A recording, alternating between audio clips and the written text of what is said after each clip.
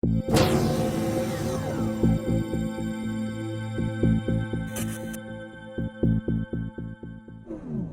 everyone, welcome back to MixbusTv. Hope you're having a great day. Another rapid fire Q&A. Before we start, check the info box down below for my mixing courses, plug-in discounts. If you want to support the channel, we have t-shirts, we have a Patreon page.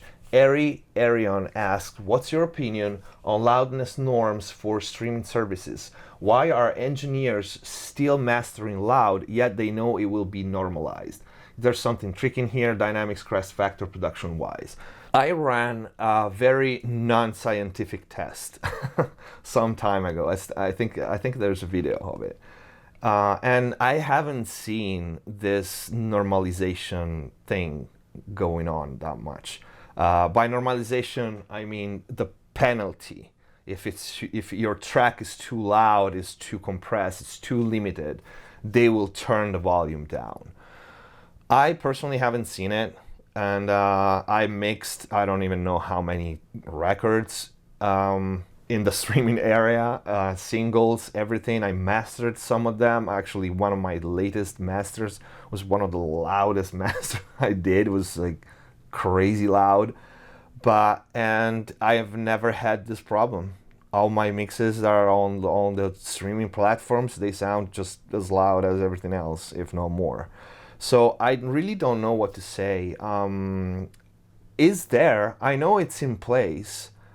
I personally never had problems. For a bunch of reasons, I have clients that want them that way because I want to believe that I can still make things sound loud and good at the same time. I've been doing this for a long time. I fought in an era in which the competition, you think it's hard now, it is hard, but now things sounds really bad. I fought in an era in which the competition was so high and so hard when things sounded really, really loud and still gigantic and big, because back then there was still like big production going on. So yeah, my training was in an era in which it was really, really difficult. Now it's not that difficult, especially for EDM and the more dancey kind of tracks and stuff like that. But with that said, I should probably have studied this before answering this question, but I wanted to give you my honest opinion as right now for what I know and for what is my experience. I've never had, none of my mixes, none of my masters have ever been penalized or turned down. If they did, everybody else did, and my mixes still sound louder. So this tells you something, that no matter what, everybody is trying to get loud. So everybody is getting penalized. Cool, let it be, because at this point we are all there. We are all even. Why some mixes are louder? Why, for example, my mixes are like, I hear them and most times they're louder than what comes before or after. Because loudness is not just a matter of numbers. It's not just the -4 RMS or the -3 or the -6 or 5 LUFS. It's a matter of harmonic content, okay? So even at the same number with on the meter, a mix could sound louder. We could perceive it louder. And that is just a matter of frequency content. So a trap or hip hop song can easily have a very high number reading on the RMS meter or the LUFS meter because of a constant bass sound 808.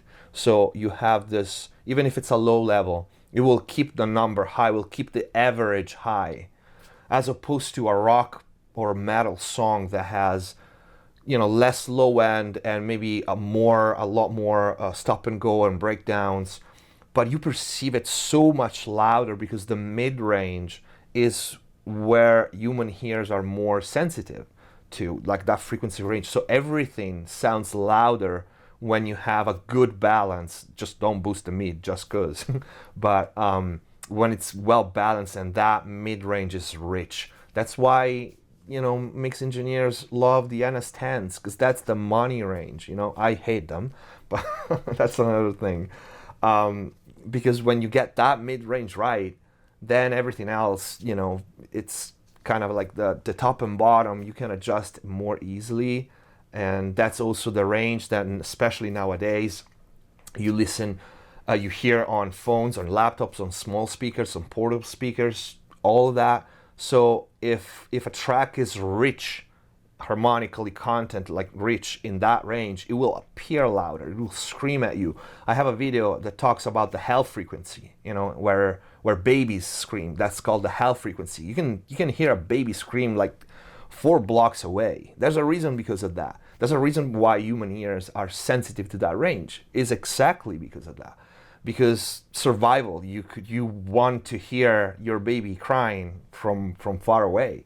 So that's transferred in music. That range is what gives us the impression that something is louder. There's also distortion that tells our brain that something is loud. That's why we use saturation. That's why at some point in history we went overboard and everything was super distorted, because the industry figured out that saturation and distorted, even if it's not numerically loud, the number on the reading on the meters, if it's distorted, it will give our brain the impression that it's so loud that the speakers cannot take it, even if it's not that loud nominally, but our brain perceives distortion and loudness, distortion as loudness.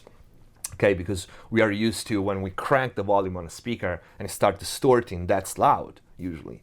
So yeah, we use that psychoacoustic trick in mixing to make things appear louder, not necessarily nominally louder. So yeah, that's the thing. So specifically about the penalties, I don't know that much. I never had any problem with that. I had 0 client reporting, hey, my mix sounds lower than the other. I probably got a couple of, actually 4 or 5 clients telling me, can you turn it down a bit? So, because they maybe mastered or mixed other tracks in the album with someone else. But with that said, again, if that happens, it's, for what I can tell, it's even playfield. So I wouldn't be concerned about it right now. But also, if you are concerned about it, there are some tools to check. Like, one is called something penalty, a plugin that was either free or something like that, to check. I would double check. I will actually, if I was you, just what I did, upload the tracks, wait a couple of days and see what happens, upload test tracks.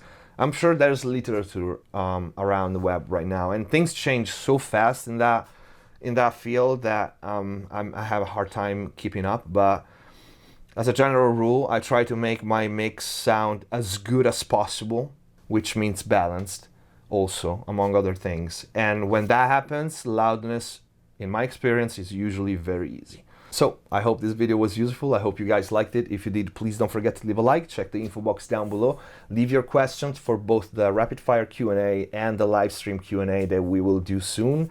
I'm late on that. I will get on it, I promise. Bella will be on camera too as well, because many people asked about it as well.